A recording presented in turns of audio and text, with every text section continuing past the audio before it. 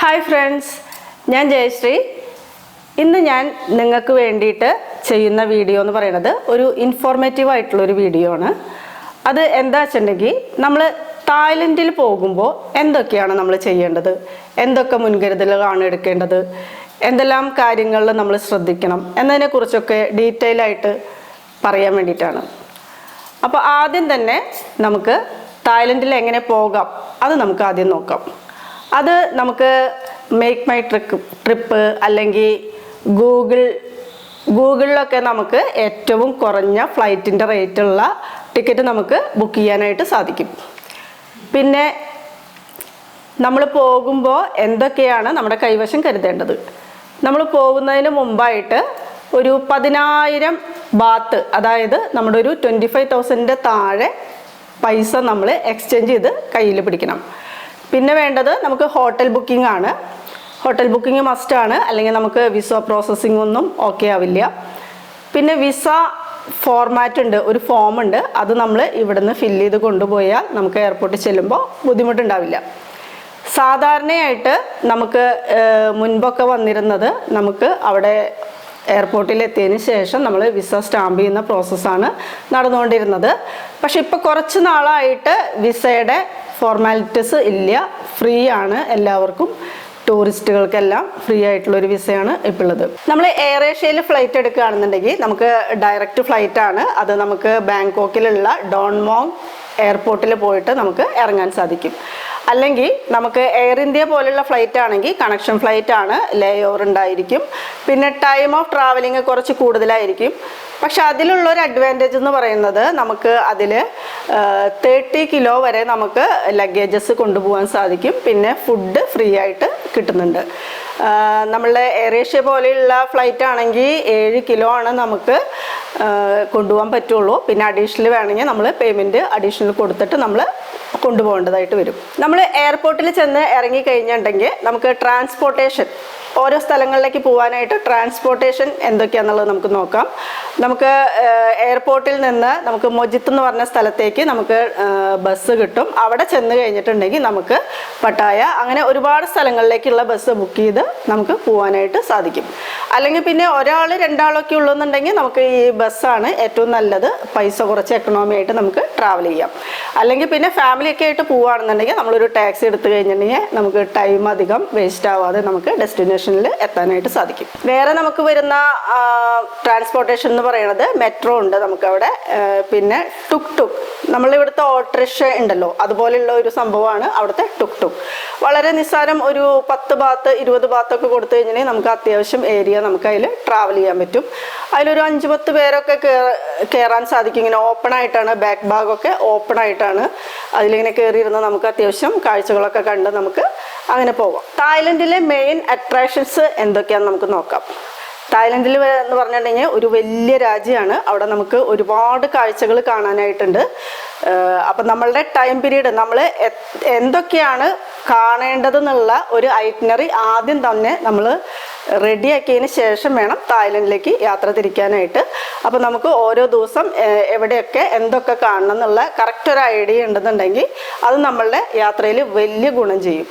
പിന്നെ നമ്മൾ റൂമൊക്കെ ബുക്ക് ചെയ്യുമ്പോൾ നമ്മൾ ഒരു സ്ഥലത്ത് എത്ര ദിവസം നമുക്ക് കാണാനുള്ള കാര്യങ്ങളുണ്ട് എന്നുള്ളതൊക്കെ നോക്കിയതിന് ശേഷം നമ്മൾ ഹോട്ടലൊക്കെ ബുക്കിങ്ങൊക്കെ ചെയ്യുക. അപ്പോൾ പിന്നെ നമുക്ക് ടൈമൊന്നും അധികം പോവാതെ തന്നെ ഒരുപാട് കാര്യങ്ങൾ കവർ ചെയ്യാനായിട്ട് സാധിക്കും. മെയിനായിട്ട് നമുക്ക് തായ്ലൻഡിൽ കാണാനുള്ള സ്ഥലങ്ങൾ Phuket, Krabi, Pattaya, Kanchanaburi, Chiang Mai, അങ്ങനെയുള്ള കുറച്ച് സ്ഥലങ്ങളാണ് ഇമ്പോർട്ടൻ്റ് ആയിട്ടുള്ളത്. അതിൽ നമുക്ക് ഫുക്കറ്റ്, ക്രാബിയൊക്കെ നമുക്ക് ബാങ്കോങ് എയർപോർട്ടിൽ നിന്ന് നമുക്ക് ഡൊമസ്റ്റിക് ഫ്ലൈറ്റ് എടുത്ത് പോവാം. അല്ലെങ്കിൽ ട്രെയിൻ ഉണ്ട്. ട്രെയിൻ ആകുമ്പോൾ നമുക്ക് 1 ഡേ ഒക്കെ ട്രാവലിംഗ് വരും. ഫ്ലൈറ്റ് ആകുമ്പോൾ നമുക്ക് പെട്ടെന്ന് പോയിട്ട് അവിടെയുള്ള കാര്യങ്ങൾ എക്സ്പ്ലോർ ചെയ്യാനായിട്ട് സാധിക്കും. അവിടെ എന്ന് പറയുന്നത് മെയിനായിട്ട് ബീച്ചുകളാണുള്ളത്. ഫിഫി ഐലൻഡ്, അങ്ങനെ കുറച്ച് ഐലൻഡുകളൊക്കെ ഉണ്ട്. അതൊക്കെയാണ് അവിടെ മെയിനായിട്ട് വരുന്നത്. പിന്നെ നമുക്ക് പട്ടായ എന്ന് പറഞ്ഞിട്ടുണ്ടെങ്കിൽ, പട്ടായയിൽ മെയിനായിട്ട് വരുന്നത് വാക്കിംഗ് സ്ട്രീറ്റ് ആണ്. നമ്മുടെ ഇന്ത്യക്കാർ മെയിനായിട്ട് ഈ വാക്കിംഗ് സ്ട്രീറ്റ് ഫോക്കസ് ചെയ്തിട്ടാണ് ഈ തായ്ലൻഡിലേക്ക് യാത്ര പോകുന്നത്. വാക്കിംഗ് സ്ട്രീറ്റിൽ എന്ന് പറഞ്ഞിട്ടുണ്ടെങ്കിൽ നമ്മൾ കാണാത്ത ഒരുപാട് കാഴ്ചകൾ അവിടെ ചെന്ന് കഴിഞ്ഞാൽ നമുക്ക് കാണാം. പിന്നെ ലേഡീസിനൊക്കെ അവിടെ നല്ല സേഫാണ്, ഒന്നും പേടിക്കാനില്ല, പോലീസുണ്ട്. പിന്നെ നമ്മളെ അങ്ങനെ ആരും നോക്കുകയോ അങ്ങനെ എന്തെങ്കിലും മോശമായി കമൻറ്റ് ചെയ്യുക അങ്ങനെയുള്ള പരിപാടിയൊക്കെ നമ്മുടെ ഈ നാട്ടിൽ മാത്രമേ ഞാൻ കണ്ടിട്ടുള്ളൂ. അവിടെ ചെന്നിട്ട് അങ്ങനെയുള്ളൊരു അനുഭവം എനിക്ക് ഉണ്ടായിട്ടില്ല. പിന്നെ അവിടെ ഈ കഞ്ചാവ് നമ്മുടെ ഇവിടുത്തെ കഞ്ചാവ് ഉണ്ടല്ലോ, ഇവിടെ നമുക്ക് റെസ്ട്രിക്റ്റഡ് ആണ്. പക്ഷെ അവിടെ അതിനൊരു റെസ്ട്രിക്ഷനും ഇല്ല. അത് പല ബിൽഡിങ്ങിലും അതിലേക്ക് നമ്മളെ വിളിച്ചു കൊണ്ടുപോകാനായിട്ട് ഇങ്ങനെ റോഡിൽ ആൾക്കാരൊക്കെ നിൽക്കുന്നുണ്ടാവും. അത് നമുക്ക് എക്സ്പീരിയൻസ് ചെയ്യാം എന്നൊക്കെ പറഞ്ഞ് വിളിച്ചു കൊണ്ടുപോകാനായിട്ട് അതിൻ്റെ കുറേ ഏജന്റുമാർ ഇങ്ങനെ വാക്കിംഗ് സ്ട്രീറ്റിൽ ഇങ്ങനെ നിൽക്കുന്നുണ്ടാവും. നമ്മളെങ്ങനെ പിടിച്ചു വലിക്കാനൊക്കെ നോക്കും. അപ്പം നമ്മളതൊക്കെ ഒന്ന് ശ്രദ്ധിക്കണം. പിന്നെ മെയിനായിട്ടുള്ള അട്രാക്ഷൻ എന്ന് പറയുന്നത് അവിടെ അടിപൊളി ഡാൻസ് ബാർ, റഷ്യക്കാരുടെയും ഇന്ത്യക്കാരുടെയും ഒക്കെ ഉണ്ട്, ഡിസ്കോ ബാർ, അങ്ങനെയുള്ള സംഭവങ്ങളൊക്കെ ഉണ്ട്. അപ്പം നമ്മൾ നോക്കിയും കണ്ടും കയറണം, അല്ലെങ്കിൽ ചിലപ്പോൾ നമുക്ക് പണി കിട്ടാൻ ചാൻസ് ഉണ്ട്. പട്ടായയിൽ പിന്നെ നമുക്ക് വരുന്നത് ടൈഗർ ടോപ്പിയ എന്ന് പറഞ്ഞൊരു സ്ഥലമുണ്ട്. അവിടെ എന്ന് പറഞ്ഞിട്ടുണ്ടെങ്കിൽ ഒരുപാട് ടൈഗേഴ്സിനെ അവിടെ സംരക്ഷിക്കുന്നുണ്ട്. അവിടെ കംപ്ലീറ്റ് വെജിറ്റേറിയൻ ആയിട്ടുള്ള ടൈഗേഴ്സാണ് കേട്ടോ. ടൈഗറിൻ്റെ കൂടെ ഫോട്ടോ എടുക്കാനും വീഡിയോ എടുക്കാനും ഒക്കെ നമുക്ക് പറ്റും. അത് അത്രയ്ക്ക് ഡേഞ്ചറസ് അല്ലാന്ന് തോന്നുന്നു, കെട്ടിയിട്ടിട്ടുണ്ട്. എന്നാലും ചെറിയ പേടി, നമ്മൾക്ക് എന്തായാലും കടുവയാണല്ലോ, അപ്പോൾ ഒരു ചെറിയ പേടി എന്തായാലും നമുക്ക് ഉണ്ടാവും. പിന്നെ ഈ ടൈഗർ ടോപ്പിയുടെ കോമ്പൗണ്ടിൽ തന്നെയാണ് വലിയൊരു പോണ്ടൊക്കെ ഉണ്ടാക്കിയിട്ട് അതിൽ നിറച്ച് ക്രൊക്കഡൈൽസ് ആണ്. അപ്പോൾ അതിൻ്റെ മെയിൻ ഉദ്ദേശം എന്താ വെച്ചിട്ടുണ്ടെങ്കിൽ ഈ ക്രൊക്കഡൈലിൻ്റെ ഇറച്ചി, മുട്ട ഇതൊക്കെ ഈ തായ്ലൻഡുകാരുടെ വിശിഷ്ടമായിട്ടുള്ള ഭക്ഷണ സാധനങ്ങളാണ്. ഇതിൻ്റെ പ്രത്യേകത എന്താ വെച്ചിട്ടുണ്ടെങ്കിൽ ഇത് കഴിച്ചു കഴിഞ്ഞിട്ടുണ്ടെങ്കിൽ സ്കിന്നൊക്കെ ഭയങ്കര സോഫ്റ്റ് ആവും, പിന്നെ ഹെൽത്തി ആണ് എന്നൊക്കെയാണ് അവരുടെ കൺസെപ്റ്റ് വരുന്നത്. വേറെ പിന്നെ നമുക്ക് പട്ടായയിൽ മെയിൻ ആയിട്ടുള്ളത് കോറൽ ഐലൻഡ് കേട്ടോ. കോറൽ ഐലൻഡ് എന്ന് കേൾക്കുമ്പോൾ തന്നെ മനസ്സിലായല്ലോ, അതൊരു വേറൊരു ഐലൻഡാണ്, ദ്വീപാണ്. നമുക്ക് ഈ പട്ടായയിൽ നിന്ന് നമുക്ക് ബോട്ട് ബുക്ക് ചെയ്തിട്ട് ഒരു 1 hour യാത്രയുണ്ട്. 1 hour യാത്ര കഴിഞ്ഞ് അവിടെ എത്തിക്കഴിഞ്ഞിട്ടുണ്ടെങ്കിൽ നമ്മളെ കാത്തിരിക്കുന്നത് ഒരുപാട് അട്രാക്ഷൻസ് ആണ്. അതായത് മെയിനായിട്ട് വാട്ടർ ആക്ടിവിറ്റീസ് ആണ്. നമുക്ക് മെയിനായിട്ട് വരുന്നത് under water sea walking, scuba dive, പിന്നെ jet ski, banana ride, parasailing, ഇതൊക്കെയാണ് വരുന്നത്. ഇതൊക്കെ ഞാൻ ചെയ്തിട്ടുണ്ടായിരുന്നു കേട്ടോ. നല്ലൊരു എക്സ്പീരിയൻസ് ആയിരുന്നു. അതിലെനിക്ക് ഏറ്റവും ഇഷ്ടമായത് അണ്ടർ വാട്ടർ സീ വാക്കിംഗ് ആണ്. അത് നമ്മളെ ശരിക്കും ഇങ്ങനെ നമ്മളെ തലയുടെ മുകളിലായിട്ട് ഓക്സിജൻ്റെ ടാങ്കൊക്കെ വെച്ചിട്ട് ശരിക്കും ഇങ്ങനെ നമ്മളെ കടലിലേക്ക് ഇങ്ങനെ താത്തി കഴിയുമ്പോൾ അടിയിൽ നിന്ന് 2 പേര് വന്ന് നമ്മുടെ കാലിൽ വലിച്ചിങ്ങനെ കൊണ്ടുപോയിട്ട് നമ്മളെ അടിത്തട്ടിലേക്ക് കൊണ്ടുപോയിട്ട് ഒരു കമ്പി പോലെയുള്ള ഒരു സെറ്റപ്പ് ഒക്കെ ഉണ്ടാകുമ്പോൾ നമ്മളെ കൈ കൊണ്ട് ഇങ്ങനെ പിടിച്ചു നിർത്തി പിന്നെ നമുക്ക് അവിടെ നിന്ന് അങ്ങനെ വാക്ക് ചെയ്ത് ഇങ്ങനെ ഒരു കമ്പി ഉണ്ട്. അത് നമുക്ക് വേണ്ടിയിട്ട് അത് അവിടെ ക്രിയേറ്റ് ചെയ്തിട്ടുള്ളതാണ്, നമ്മളെ സേഫായിട്ട് പോകാൻ വേണ്ടിയിട്ട്. അതിൽ പിടിച്ച് നമുക്കിങ്ങനെ പോയി കഴിയുമ്പോൾ നമുക്കിങ്ങനെ കോറൽസിനെയൊക്കെ കാണാൻ സാധിക്കും. എൻ്റെ ലൈഫിലെ ഏറ്റവും വലിയൊരു അനുഭവമാണ് കേട്ടോ ഈ കടലിനടിയിലേക്ക് പോയിട്ട് നടന്ന് ഇതൊക്കെ കാണാൻ പറ്റിയിട്ടുള്ള ഒരനുഭവം. ഇനി പട്ടായയിൽ നമുക്ക് കാണാനുള്ളത് ഫ്ലോട്ടിംഗ് മാർക്കറ്റ് കേട്ടോ. ഫ്ലോട്ടിംഗ് മാർക്കറ്റ് എന്ന് പറഞ്ഞിട്ടുണ്ടെങ്കിൽ നല്ല ഒരു ലേക്ക് പോലൊരു സംഭവമാണ്. അവിടെ നമുക്കിങ്ങനെ കംപ്ലീറ്റ് മാർക്കറ്റുകൾ, എന്തൊക്കെ സാധനങ്ങൾ നമുക്കൊരു മാർക്കറ്റിൽ എക്സ്പെക്ട് ചെയ്യാം അതെല്ലാം ഉണ്ടാവും. അതിൽ ഫുഡ് ഐറ്റംസ്, ഡ്രസ്സ്, അങ്ങനെ എന്തൊക്കെയാണോ അതെല്ലാം ഉണ്ട്. അത് നമ്മളെങ്ങനെയാണെന്നുണ്ടെങ്കിൽ ഒന്നുകിൽ നമുക്ക് അതിൻ്റെ ഉള്ളിലൂടെ തന്നെ ഇങ്ങനെ ഏരോ ഇട്ട് വെച്ചിട്ടുണ്ട്. ആ ഏരോ ഒന്നില്ലെങ്കിൽ റെഡ് ഏരോ ഫോളോ ചെയ്യുക, അല്ലെങ്കിൽ ബ്ലൂ ഏരോ ഫോളോ ചെയ്യുക. ആ ഫോളോ ചെയ്ത് ഇങ്ങനെ പോയി കഴിഞ്ഞിട്ടുണ്ടെങ്കിൽ നമുക്ക് ഫുള്ളായിട്ടും ഫ്ലോട്ടിംഗ് മാർക്കറ്റ് കവർ ചെയ്ത് വരാം. അല്ലെങ്കിൽ പിന്നെ നമുക്ക് അവിടെ ഷിക്കാര പോലെയുള്ള സംഭവങ്ങളുണ്ട്. അതിനകത്ത് കയറി ഇരുന്ന് കഴിഞ്ഞിട്ടുണ്ടെങ്കിൽ അവർ ഈ മാർക്കറ്റ് ഫുള്ളും ചുറ്റിക്കറക്കി നമുക്ക് എന്തെങ്കിലും പർച്ചേസ് ചെയ്യാനുണ്ടെങ്കിൽ ആ ഭാഗത്ത് നിർത്തിയിട്ട് നമുക്ക് കയറി പർച്ചേസ് ചെയ്യാനുള്ള സൗകര്യമൊക്കെ ഉണ്ട്. പിന്നെ നമുക്ക് പട്ടായയിൽ കാണാനുള്ളത് നോങ് നൂച്ച് ഗാർഡൻ. അത്യാവശ്യം ഒരു ഏക്കേഴ്സ് ആൻഡ് ഏക്കേഴ്സ് അത്രയും ഏരിയയുള്ള ഒരു ഗാർഡനാണ്. ഞാനൊക്കെ അത് കണ്ടിട്ട് ഞെട്ടിപ്പോയി. അവിടെ നിറച്ച് ഡിനോസറുകളുടെ പാർക്ക്, പിന്നെ കാക്ടസ്, അങ്ങനെ ഓരോ ഐറ്റത്തിനും കുറേ ഏരിയയിൽ കവർ ചെയ്തിട്ടാണ് ഈ പാർക്ക് മെയിൻറ്റെയിൻ ചെയ്തിട്ടുള്ളത്. അതിനകത്ത് തന്നെയാണ് നമ്മുടെ എലഫൻറ്റ് ഷോ നടക്കുന്നത്. എലഫൻറ്റ് ഷോ എന്ന് പറഞ്ഞിട്ടുണ്ടെങ്കിൽ ഈ ആനകളെ കൊണ്ട് ഫുട്ബോൾ കളിപ്പിക്കുക, പടം വരപ്പിക്കുക, അങ്ങനെ ഒരുപാട് ആക്ടിവിറ്റീസ് അവരെ കൊണ്ട് ചെയ്യിക്കുന്നുണ്ട്. പിന്നെ നമ്മളുടെ കയ്യിൽ നിന്ന് കാശ് നമ്മളിങ്ങനെ കൊടുക്കുമല്ലോ, നമ്മളിതൊക്കെ കാണുമ്പോൾ അവരോടുള്ള ഇഷ്ടം കൊണ്ട് പൈസ കൊടുക്കുമ്പോൾ നമ്മുടെ കയ്യിൽ നിന്നും അല്ലെങ്കിൽ പോക്കറ്റിലൊക്കെ അവർ തുമ്പിക്കൈ കൊണ്ട് ഇട്ടിട്ട് പൈസയൊക്കെ എടുക്കും കേട്ടോ.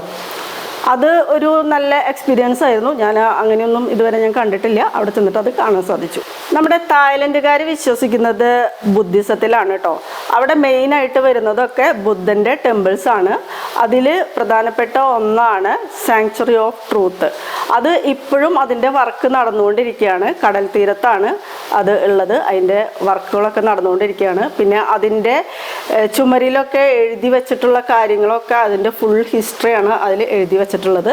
നമ്മളിപ്പോൾ ഒരു ഗൈഡ് ഉണ്ടെങ്കിൽ നമുക്ക് അത് കാര്യങ്ങളൊക്കെ പറഞ്ഞ് മനസ്സിലാക്കി തരും. നമുക്ക് വായിക്കാനായിട്ട് എന്തായാലും അത് മനസ്സിലാവില്ല, തായ് ഭാഷയാണ്. ഇനി ബാങ്കോക്കിൽ നമുക്ക് മെയിനായിട്ട് വരുന്നത് സഫാരി പാർക്ക്, സഫാരി വേൾഡ്, ഇതൊക്കെയാണ്. സഫാരി പാർക്കിൽ വരുന്നത് നമുക്ക് ഓറംഗുട്ടൻ ഷോ, ഡോൾഫിൻ ഷോ. അത് ആർട്ടിഫിഷ്യലായിട്ട് ഒരു ഫോറസ്റ്റ് ക്രിയേറ്റ് ചെയ്തേക്കാണ്. ഫോറസ്റ്റ്, ലേക്ക്, പോണ്ട്, അങ്ങനെ മൃഗങ്ങളെയൊക്കെ അവിടെ അഴിച്ചു വിട്ടിരിക്കുകയാണ്. അവർക്ക് വേണ്ട എല്ലാ ഫെസിലിറ്റീസും ഒരു കാട്ടിലെ പോലെ തന്നെ ആർട്ടിഫിഷ്യലായിട്ട് ക്രിയേറ്റ് ചെയ്തിട്ട് വച്ചിരിക്കുകയാണ്. അപ്പം നമ്മൾ ടൂറിസ്റ്റുകളെ അവർ വാന് അങ്ങനെയുള്ള സേഫായിട്ടുള്ള വാഹനങ്ങളിൽ കയറ്റി കൊണ്ടുപോയിട്ടാണ് ഇതൊക്കെ കാണിക്കുക. പിന്നെ അവിടെ നമുക്ക് ജിറാഫിനെ ഫീഡ് ചെയ്യാം, ജിറാഫിൻ്റെ അടുത്ത് പോയി ഇങ്ങനെ തലോടാം, അങ്ങനെയുള്ള ഒരുപാട് ആക്ടിവിറ്റീസൊക്കെ നമുക്ക് അവിടെ ചെയ്യാനായിട്ട് പറ്റും. ബാങ്കോക്കിലുള്ള പിന്നെ ഒരു പ്രധാന അട്രാക്ഷനാണ് സ്കൈ സ്ക്രാപ്പേഴ്സ്. അതൊരു 80-85 നിലകളോളം ഹൈറ്റുള്ള വലിയൊരു കൂറ്റൻ ബിൽഡിംഗ് ആണ് കേട്ടോ. അതിൻ്റെ മുകളിലേക്ക് നമുക്ക് എൻട്രി പാസ് എടുത്തിട്ട് ലിഫ്റ്റ് വഴി കയറിപ്പോയി അതിൻ്റെ മുകളിൽ നിന്ന് നോക്കിക്കഴിഞ്ഞിട്ടുണ്ടെങ്കിൽ തായ്ലൻഡ് ഓൾമോസ്റ്റ് കുറേ ഭാഗങ്ങൾ നമുക്ക് വിസിബിളാണ്. അവിടെ പിന്നെ ഫുഡ്, ഡ്രിങ്ക്സ് ഇതൊക്കെ നമുക്ക് എക്സ്പീരിയൻസ് ചെയ്യാം അതിൻ്റെ മുകളിൽ പോയിട്ട്. പിന്നെ അവിടെ മെയിനായിട്ട് വരുന്നത് ഒരു ഗ്ലാസ് ബ്രിഡ്ജ് ഉണ്ട്. ഗ്ലാസ് ബ്രിഡ്ജിൽ നമുക്ക് ധൈര്യമുള്ളവർക്ക് ഇറങ്ങാട്ടോ.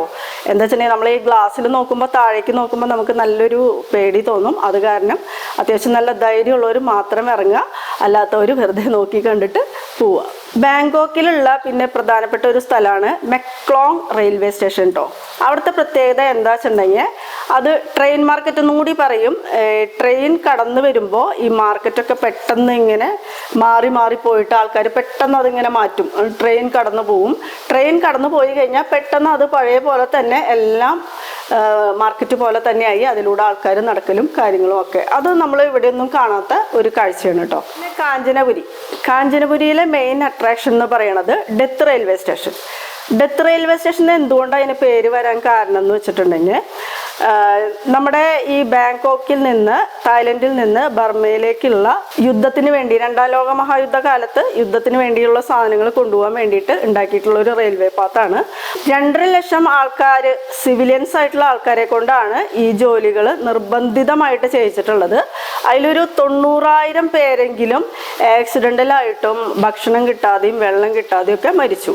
അതുകൊണ്ടാണ് ഇതിനെ ഡെത്ത് റെയിൽവേ സ്റ്റേഷൻ എന്ന് വിളിക്കുന്നത് കേട്ടോ. കാഞ്ചനപുരിയിലെ ഡെത്ത് റെയിൽവേ സ്റ്റേഷൻ മസ്റ്റായിട്ടും കണ്ടിരിക്കേണ്ട ഒരു സ്ഥലമാണ് കേട്ടോ. പിന്നെ നമുക്ക് തായ്ലൻഡിലെ ഗ്രാമപ്രദേശങ്ങൾ എക്സ്പ്ലോർ ചെയ്യണമെന്നുണ്ടെങ്കിൽ ചിയാങ് മൈ, ചിയാങ് റായ് ഇവിടെയൊക്കെ പോയി കഴിഞ്ഞിട്ടുണ്ടെങ്കിൽ നമുക്ക് കംപ്ലീറ്റ് ഗ്രാമപ്രദേശമാണ്. ലോങ് നെക്കുള്ള ആൾക്കാർ, ലോങ് നെക്ക് വില്ലേജ് എന്നൊക്കെ അവിടെ പറയും. ലോങ് നെക്ക് എന്ന് വെച്ചിട്ടുണ്ടെങ്കിൽ കഴുത്തൊക്കെ ഇങ്ങനെ വലുതാവാൻ വേണ്ടിയിട്ട് ഇങ്ങനെ വള പോലത്തെ സാധനമൊക്കെ അവർ കഴുത്തിൽ ചെറിയ കുട്ടിയിലെ തന്നെ ഇങ്ങനെ ഫിറ്റ് ചെയ്യും. അങ്ങനെയുള്ള ആ ഒരു കൾച്ചർ, അവരുടെ ഒരു സംസ്കാരം, അതിനെയാണ് അത് സൂചിപ്പിക്കുന്നത് കേട്ടോ. അപ്പം നമ്മൾ തായ്ലൻഡ് വിസിറ്റ് ചെയ്യുമ്പോൾ നമ്മൾ മോസ്റ്റായിട്ട് കേട്ടിട്ടുള്ള പേരുകൾ ഈ പട്ടായ, ബാങ്കോക്ക്, ഫുക്കറ്റ്, അങ്ങനെയൊക്കെയാണ് കേട്ടിട്ടുള്ളത്. അപ്പോൾ അതുകൂടാതെ തന്നെ ഒരുപാട് ബ്യൂട്ടിഫുൾ ആയിട്ടുള്ള കുറേ സംസ്കാരം തെളിയിക്കുന്ന ഒരുപാട് സ്ഥലങ്ങൾ, തായ്ലൻഡിലെ സംസ്കാരം വിളിച്ചോതുന്ന കുറേ സ്ഥലങ്ങൾ വേറെയുണ്ട്. അപ്പോൾ നമ്മൾ ആ സ്ഥലങ്ങളും കൂടി എക്സ്പ്ലോർ ചെയ്താൽ നല്ലതായിരിക്കും. തായ്ലൻഡിനെ കുറിച്ച്, ഇത്രയും വലിയ ഒരു രാജ്യമായ തായ്ലൻഡിനെ കുറിച്ച് ഈ ഒരു 10-15 മിനിറ്റിൽ പറഞ്ഞു കഴിഞ്ഞാൽ ഒന്നും ആവില്ല എന്ന് എനിക്കറിയാം. അപ്പോൾ ആർക്കെങ്കിലും ഇതിനെക്കുറിച്ച് എന്തെങ്കിലും കൂടുതൽ കാര്യങ്ങൾ അറിയണമെന്നുണ്ടെങ്കിൽ മെസ്സേജ് ഇടുക, കമൻറ്റ് ചെയ്യുക. അപ്പോൾ കൂടുതൽ വേറെ വീഡിയോസ് എന്തെങ്കിലും വേറെ ചെയ്യണമെന്നുണ്ടെങ്കിൽ നിങ്ങൾ അത് കമൻറ്റിൽ ഇട്ട് കഴിഞ്ഞാൽ ഞാനത് ചെയ്യാം കേട്ടോ. എല്ലാവർക്കും എൻ്റെ ചാനൽ ഇഷ്ടമായെന്നുണ്ടെങ്കിൽ ഒന്ന് സബ്സ്ക്രൈബ് ചെയ്യുക, സപ്പോർട്ട് ചെയ്യുക, ലൈക്ക് ചെയ്യുക, കമൻറ്റ് ചെയ്യുക. Thank you.